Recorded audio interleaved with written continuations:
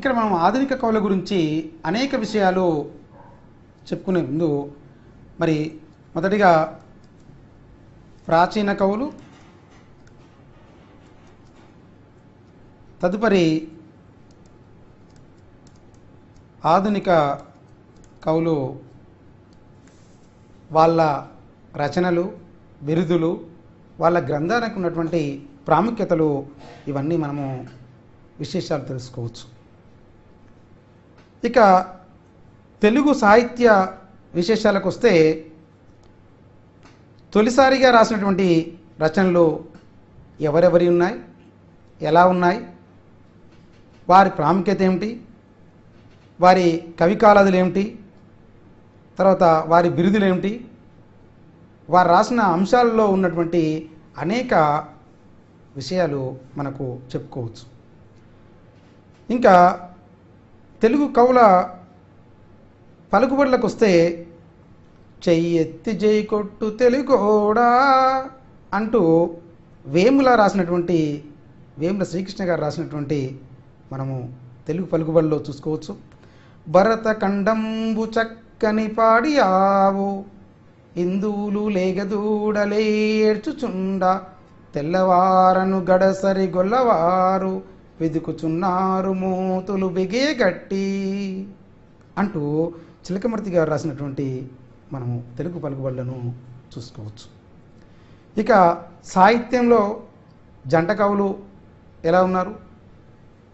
తిరుపతి జంట కవులులాగా తిరుపతి వెంకట కవులు, దివాకర్ల కవులుగా. తర్వాత నిఘంటువులు ఎప్పుడెప్పుడు రాశారు? ఆ నిఘంటువుల్లో ఉన్నటువంటి విషయాలను మనం ఏ విధంగా అర్థం చేసుకోవచ్చు? మరి నిఘంటువులు ఎందుకు అవసరం పడ్డాయి? ఆ నిఘంటువుల్లో ఉన్నటువంటి అనేక విషయాలను మనము తెలుసుకోవచ్చు. ఇక తెలుగు సాహిత్య ప్రక్రియలకు వస్తే ఇక్కడ మూడో భాగంగా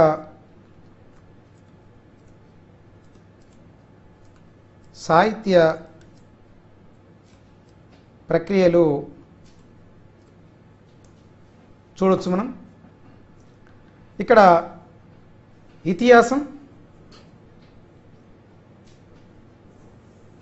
పురాణం, ప్రబంధం, శతకం, నవల, నాటకం, కథ, కథానిక, గల్పిక, స్వీయ చరిత్ర, జీవిత చరిత్ర, వ్యాసం, విమర్శ, పీఠిక, అష్టావధానం, ఇట్లా చాలా ప్రక్రియలు తెలుగులో ఉన్నాయి.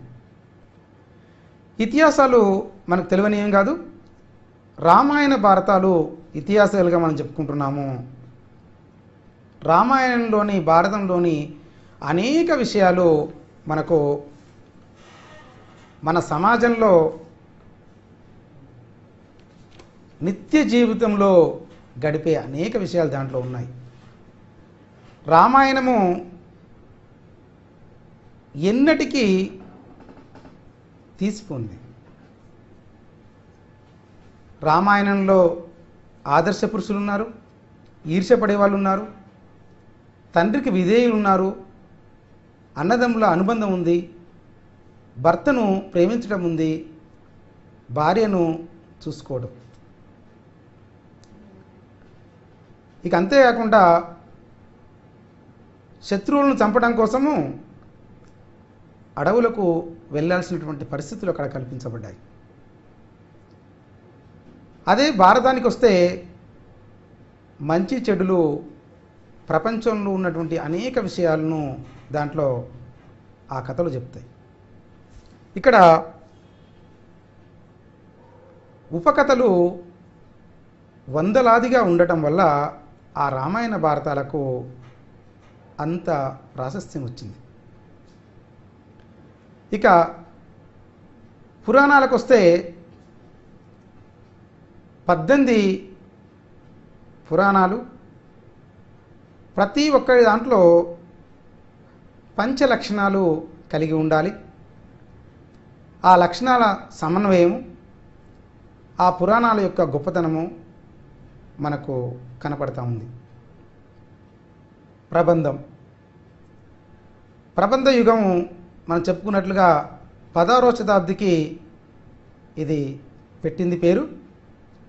ఉచ్చస్థితికి ఇది ఉన్నది. ఇక్కడ అష్టదిగ్గజాలని గొప్ప కవులు ఏదైనా ఒక చిన్న కథను సేకరించి అష్టాదశ వర్ణనలను చేసి ఆ ప్రబంధాన్ని గొప్పగా అల్లిక చేయటము, రాయటము చేయడం జరిగింది. ఆ తదుపరి శతకం. శతకం అంటే శత అంటే 100. 100 పద్యాలు కలిగినది శతకమని అనుకుంటూ ఉంటాము. కానీ సాధారణంగా 108 పద్యాలను రాయటం ఆనవాయితీగా వస్తుంది. ఒక్కొక్క శతకంలో చూసుకున్నట్లయితే వందలాది పద్యాలు ఉంటాయి. దాన్ని శతకమే అని పిలుస్తూ ఉన్నాం మనము. వేమన శతకము ఇప్పుడు 1000 పద్యాలతో కూడినటువంటి పుస్తకం ఈ మధ్యలో మార్కెట్లోకి వచ్చింది. అంటే ఆ సేకరించినటువంటి అనేక పద్యాలను దాంట్లో యాడ్ చేస్తూ ఉన్నారు. ఇక అంతేకాకుండా ఈ శతకాలు నీతి, ధర్మము, తిట్లకు సంబంధించినటువంటి శతకాలు, శృంగారానికి సంబంధించినటువంటి శతకాలు, వ్యజస్థుతికి సంబంధించినటువంటి శతకాలు చాలా ఉన్నాయి.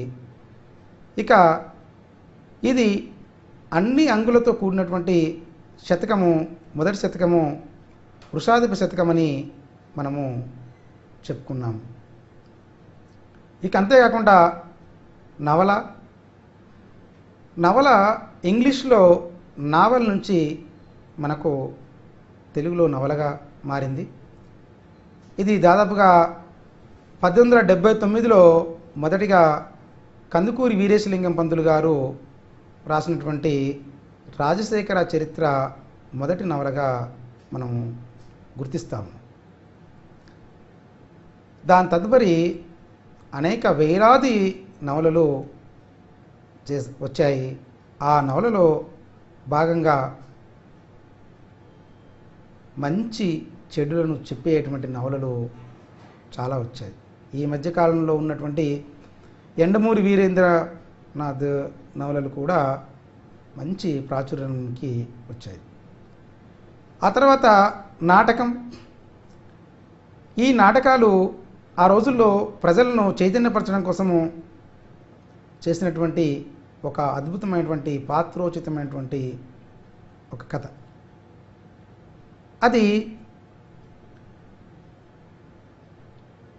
రచయిత ఏం చెప్పదలుచుకున్నాడో అది ప్రజలకు అందాలంటే ఆ నవల తప్పనిసరిగా ప్రజలకు చేరాలంటే కొన్ని పాత్రలను పెట్టి ఆ నాటకంలో దాన్ని ఇన్మడింపజేసి పాత్రోచితంగా చేసేవాళ్ళు. ఆ రోజుల్లో సినిమాలు, టీవీలు, మరి మీడియాలు ఇవన్నీ లేవు కాబట్టి నాటకం ద్వారానే ప్రజలకు సందేశాన్ని పంపించేవాళ్ళు. ఆ తదుపరి మరి ఈ నాటకంలో మనకు మొదటి నాటకంగా మంజరి మధుకరీయం చెప్పుకోవచ్చు. ఇక కథానిక. కథ కన్నా చిన్నదిగా కథానిక ఉండేది. కథానిక ఒక విషయాన్ని చెప్పేది. ఇది మనకు గురజాడ అప్పారావు గారి దిద్దుబాటు మొదటి కథగా 1910లో మనకు రావడం జరిగింది. గల్పిక. కథానిక కన్నా చిన్నది, ఒక విషయాన్ని ఒక సందర్భాన్ని చెప్పేదే గల్పిక. ఈ గల్పిక అనేక అద్భుతాలను సృష్టించింది తదుపరి కాలంలో. స్వీయ చరిత్ర. ఆంగ్లం నుండి ఈ స్వీయ చరిత్రను మనం తీసుకోవడం జరిగింది. తనకు తానుగా రాసుకునేటువంటి చరిత్రను స్వీయ చరిత్ర అంటున్నాం మనము. ఇది దాదాపుగా 1906 ఆ తర్వాత కాలంలో బాగా వెలువడ్డాయి. ఇక జీవిత చరిత్రకు వస్తే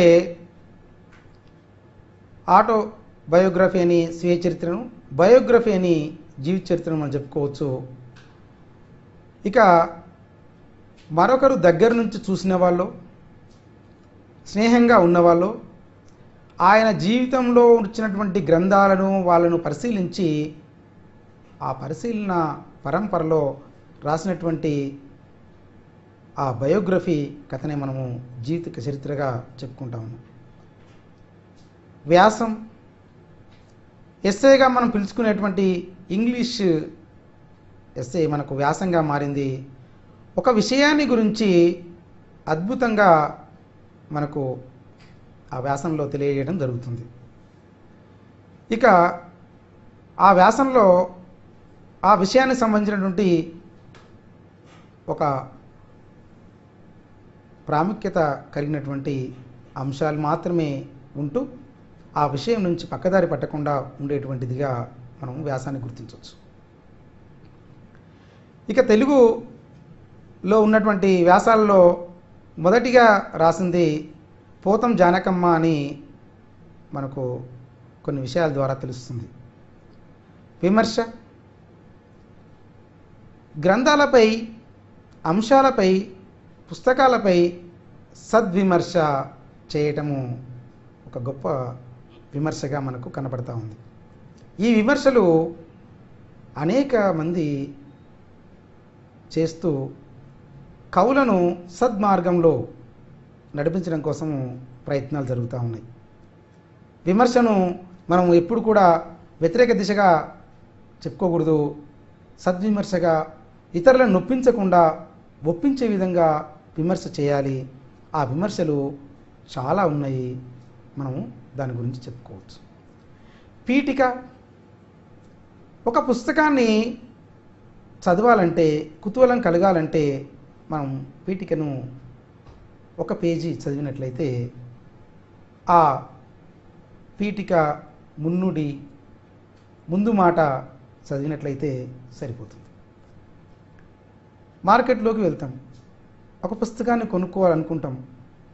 ఆ పుస్తకం పూర్తిగా చదివి కొనుక్కోలేము కదా.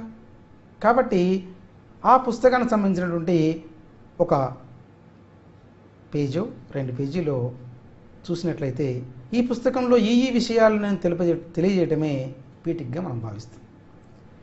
ఇక వైజ్ఞానిక కల్పనా వ్యాసాలు చాలా వచ్చాయి, వార్తా వ్యాఖ్యలు ఉన్నాయి, పేరడిగా ఉంది. ఇక్కడ గేయ కవితలుగా ఉన్నాయి. తర్వాత అష్టావధానం, తెలుగువారికి ప్రాముఖ్యత కలిగినది, సొంతమైనది అష్టావధానం, శతావధానం. 4 నాగుల మాడుగుల నాగపని శర్మ గారు అటువంటి వారు ఇప్పుడు మనకు శతావధానాలు ఎన్నో చేసి చూపించారు. అది తెలుగువారికి ఇది ఒక ప్రత్యేకమైనటువంటి ఆకర్షణీయమైనటువంటి విషయంగా ఉన్నది. స్కెచ్, ఒక చిన్న విషయాన్ని తీసుకొని అద్భుతంగా ప్రజెంట్ చేయడం. అనువాద కవిత, ఇతర భాషల నుంచి మన భాషలోనికి, మన భాషల నుంచి ఇతర భాషల్లోనికి అనువదించడం. ఇక ఈ విధంగా చాలా చాలా విషయాలు మనము సాహిత్య ప్రక్రియల్లో తెలుసుకోవచ్చు. ఇక 4వ భాగంగా మనము తెలుగు వ్యాకరణాన్ని తీసుకోవచ్చు.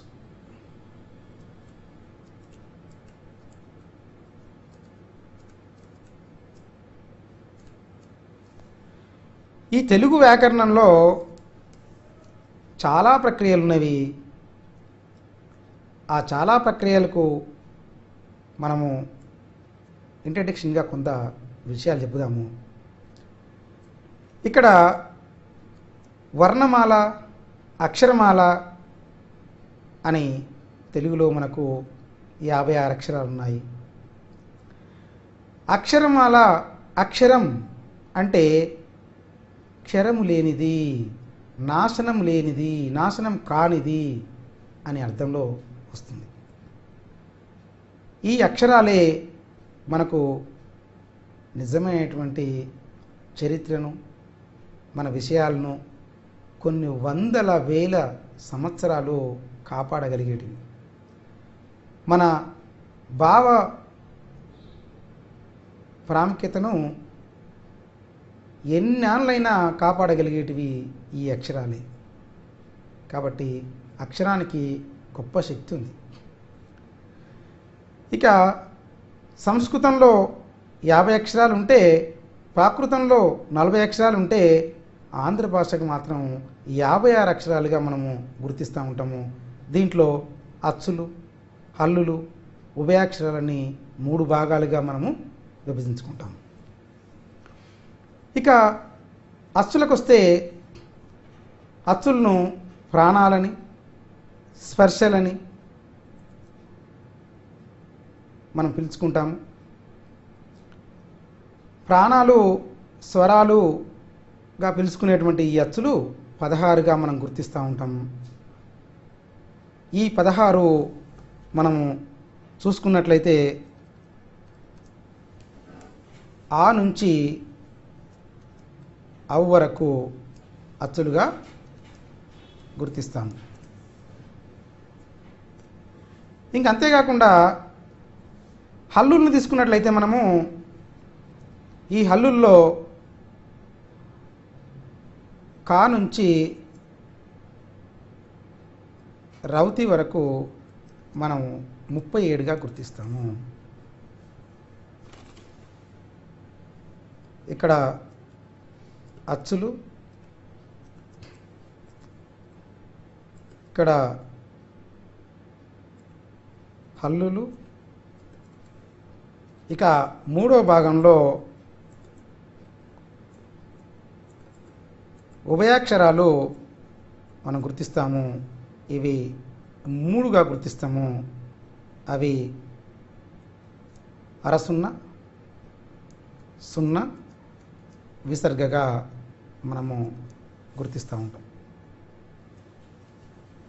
ఇక అచ్చుల్లో చాలా ప్రాముఖ్యం కలిగినటువంటి విషయాలను చర్చించుకోవాలి. మనము అచ్చుల్లో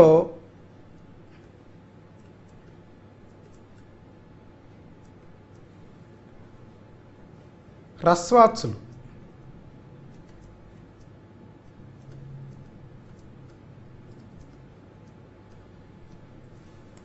హ్రస్వాచ్చులు ఈ హ్రస్వాచ్చుల్లో మనకు పొట్టివి అంటే దాదాపుగా మొదటి భాగంలో చోడి అ, ఇ, ఉ, రు, లు, ఏ, ఓ అనే 7 అక్షరాలు మనము దీంట్లో గుర్తుంచుకోవచ్చు. అదే దీర్ఘాచులకు వస్తే మరి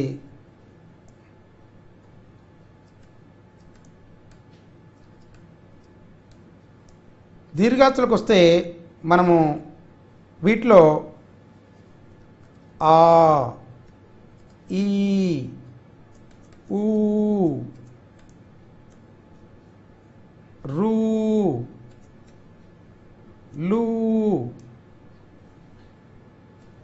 ఏ, ఐ, ఓ, ఔ గా గుర్తించవచ్చు. అంటే దాదాపుగా ఇవి 3, 6, 9గా మనం గుర్తించవచ్చు. దీంట్లో ఈ 9 తర్వాత ఇంకా కొన్ని విషయాలు మనం తెలుసుకుంటే వక్రములు,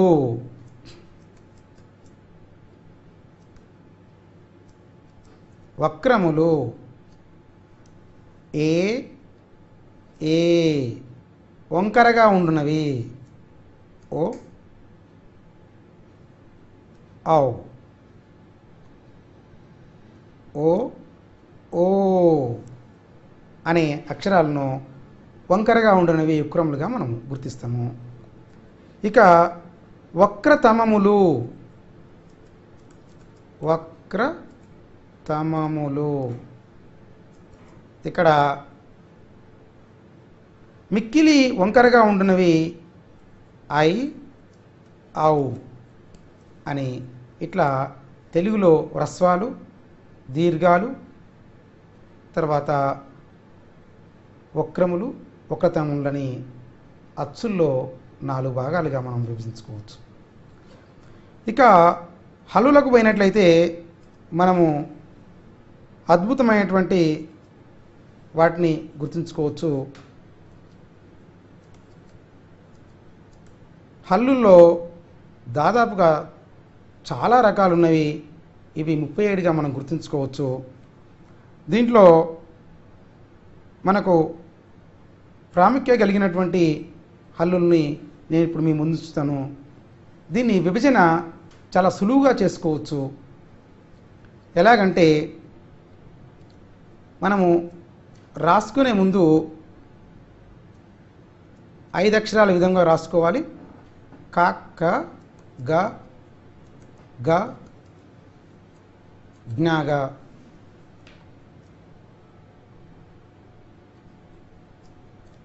చ, చ, జ, జ, ఇనిగా.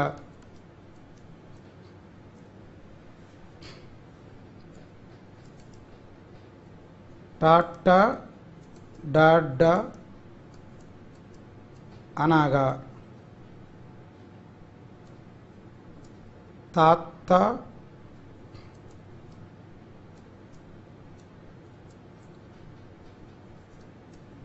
The, the, Naga. ప, ప, భ, భ, మాగా. దీన్ని మనం తీసుకోవచ్చు. ఇక్కడ ఒక విషయాన్ని గమనించాలి మనం. ఈ విషయాల్లో చాలా ఈ అక్షరాల క్రమాన్ని మనం గుర్తించినట్లయితే దాంట్లో ఉన్నటువంటి విషయాలను మనము తెలుసుకోవచ్చు. ఒక్కసారి ఆ విషయాలను మనము గమనిద్దాం.